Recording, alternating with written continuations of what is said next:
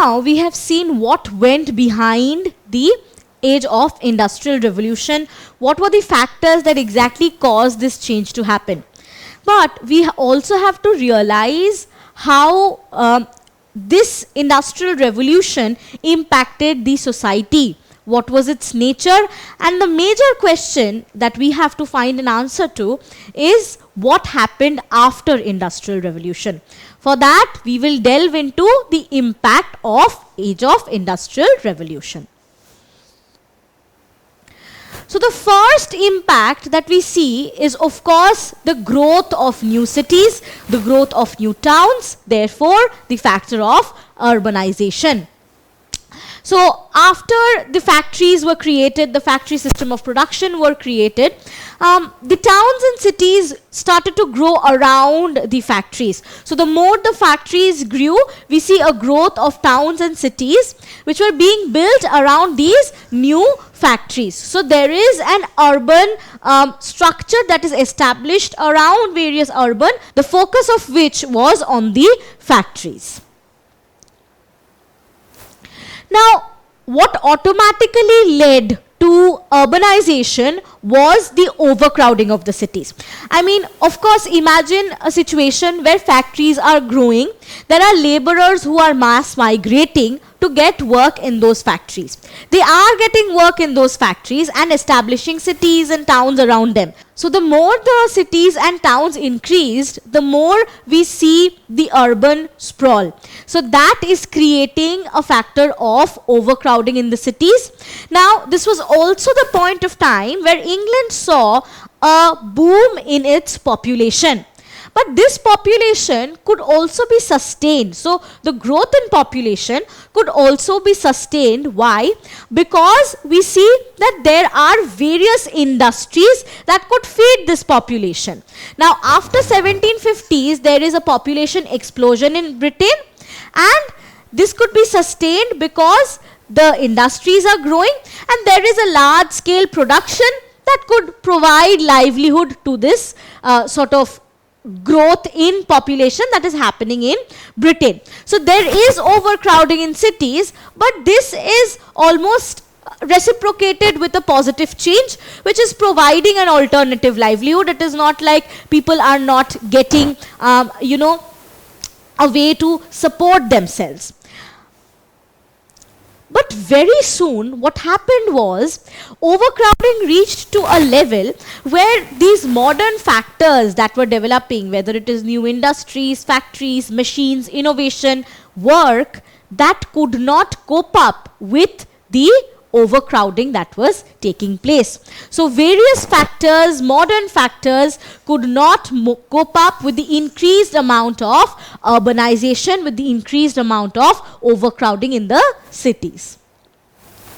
There was no proper sanitation, not enough food, space for people to live. Now, if you look at the picture here, it is filled with people. This is an industrial city. It is filled with people, and what is visible is definite poverty right here. Because if you look at this person right here, it is almost like the person is almost like a skeleton, right? So you can imagine how poor the spaces became, even if there were industries growing around it. So there was no proper sanitation, no proper fooding system, no proper space to accommodate these many people caused by the overcrowding, caused by the urbanization.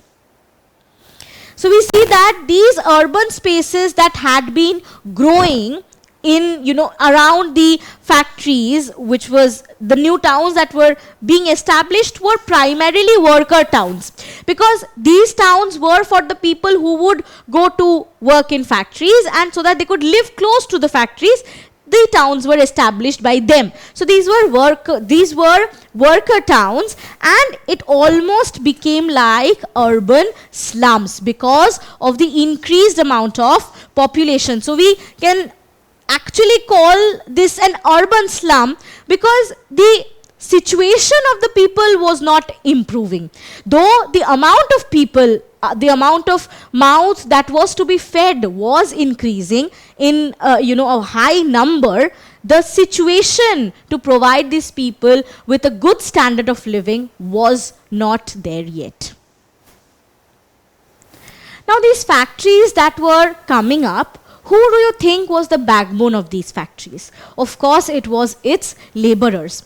But as these factories kept coming up and there were huge amount of laborers working here, there were, the situations that they were working in did not improve even if the factories increased in number. So we see that the system of employment is also kind of changing, because the worker crowd included women, children, laborers who worked in brutal and humiliating conditions in the factories. So it was not like it was restricted only to men. There were women and children who were also working. So we can understand that child labor is also very prevalent at this point of time, and there are children working in factories, whether it is coal mines, whether it is, simple machines that have to be functioned, which was only possible by the children because they had smaller hands, and the machines needed,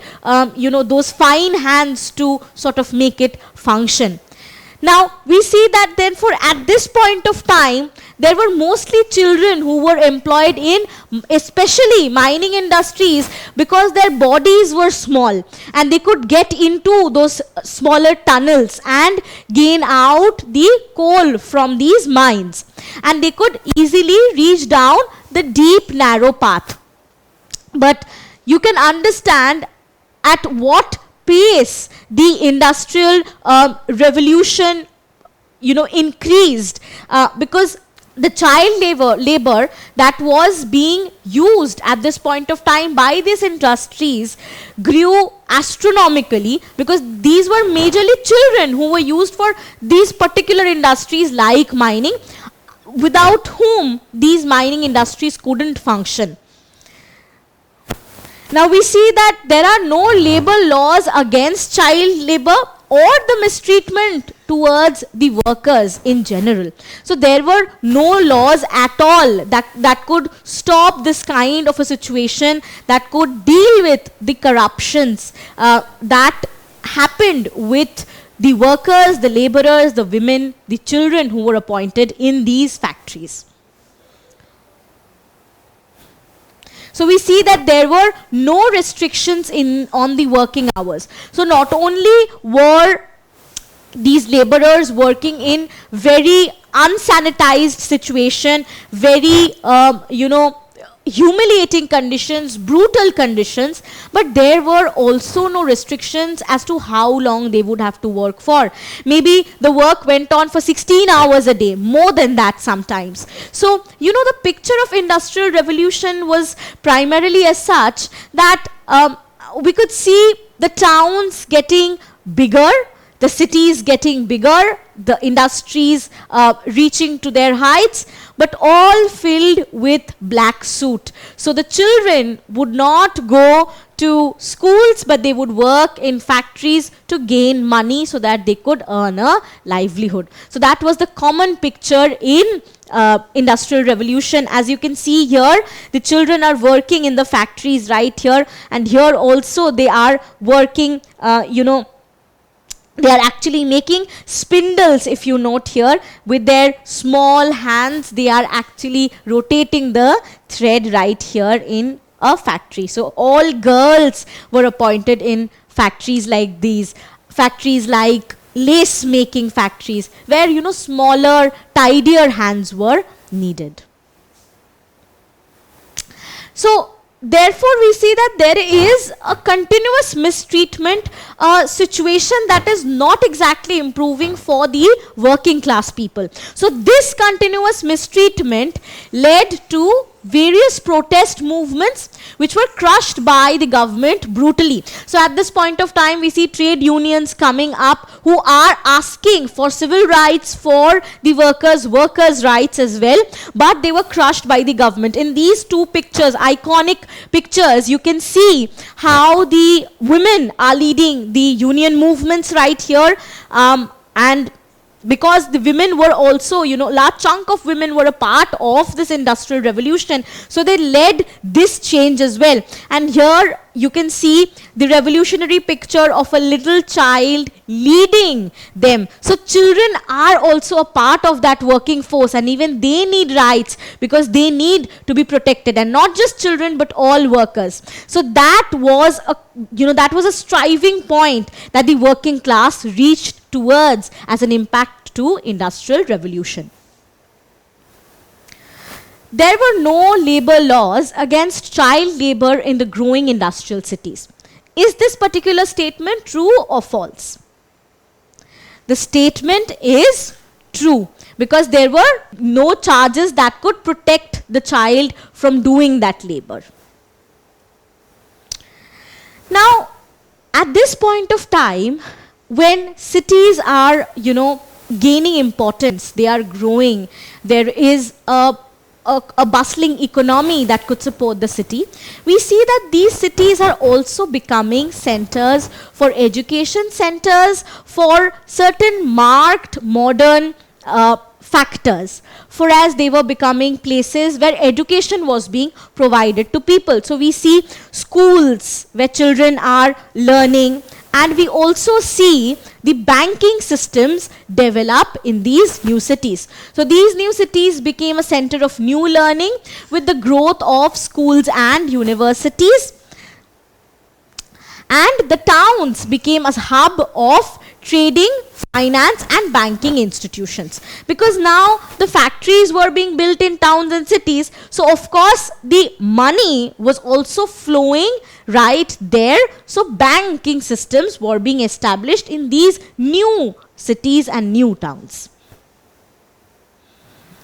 Now, this rise in new cities of Britain was such a marked picture that it could be clearly visible how luxury started to flow in, right? We have discussed about the colonies. We have discussed about where they are gaining their resources from, how are they establishing their resources, how they are selling their products to a much higher price. So you can understand the amount of prosperity Britain was going through. But this was not for everybody. This prosperity was not for everybody. So the cities essentially showed the marking prosperity through the luxuries that were visible in cities and towns, which were modernizing in true sense. Here you can see the picture that shows a city where cart is being drawn. We right here have a library, so we can understand that this, the structure of the city of only being a place where factories are there, that idea is also changing. So essentially modernizing in all senses. So the factor that these rise of cities in Britain was showing off the luxuries from various places also created the picture that there were now two divisions in the society. Two divisions between the people who have things and the people who do not have the things. So the people who are the haves of the society, and then there are people who are the have-nots of the society. Now you can see here in this picture that this picture shows all the luxury goods that are coming from India to Britain. So India, who was a colony, so resources, goods, luxury products are being brought in Britain, and Britain is becoming rich and richer. So we see that all these chandeliers were actually brought from India because India had a collection of those, right? So there was enough growth of wealthy bureaucrats, industrialists, merchants, traders, bankers who were profiting with the vibrancy in different sectors. So you can very well understand and grasp the factor that trading was so flourishing at that point of time that all these people in all these occupations had money, had liquid cash in their hands, which showed in the lifestyle that Britain and cities were showing and showcasing. But there was also a sort of stark contrast to that. Like we discussed, that there was a sharp difference that was visible in the haves and the have-nots. We see that there were landless laborers, poor workers, women, children who were working in miserable and inhuman conditions. So in one hand, we see luxury goods in Britain, but in the other hand, we see the workers in Britain living in such dire situations that is being very difficult to cope up with. And this entire idea made new social classes emerge. So the two classes, one that has the wealth, one that has the money, and the other, that is the working class, that neither has the money nor the wealth and nor the position to sort of combat the upper class. So here we see that the parish poor, so the poor who are working class people, they have money but not enough. They have food but not enough. So the parish poor is developing, and here we see the poor workers' town. If you take a closer look at the picture, you will understand that these towns are squalors. These are urban squalors, essentially urban slums that are developing with so many people, so many children, women, families living cramped up in one town, in one space, in one house, that there was not enough space for these worker towns to hold any more people. So we can understand that there are no basic rights that these workers have. Here itself we can see that industrial towns are growing during Industrial Revolution, and that is a marker of Industrial Revolution, the picture of Industrial Revolution.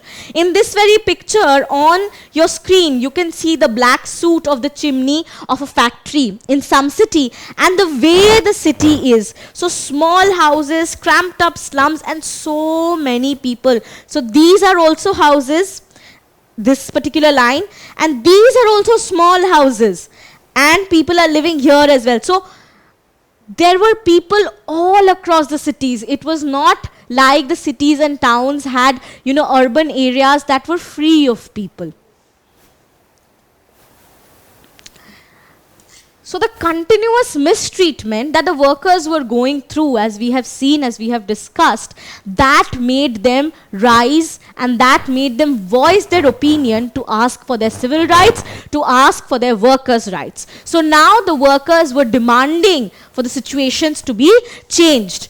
The inequalities between the rich and poor further deepened, which gave rise to these sort of trade unions that started to move out, that started to protest and ask for the rights of the workers being protected.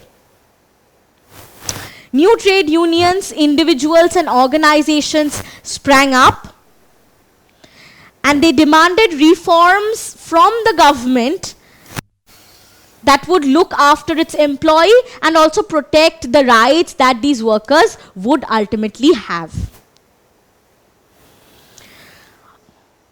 But apart from affecting the lives of the workers, the luxury of the cities, the growing pictures of cities and towns, the most important impact that Industrial Revolution created was that of colonization, was that of the age of new imperialism. It was not just the old structure of colonization anymore. It was the new age of imperialism.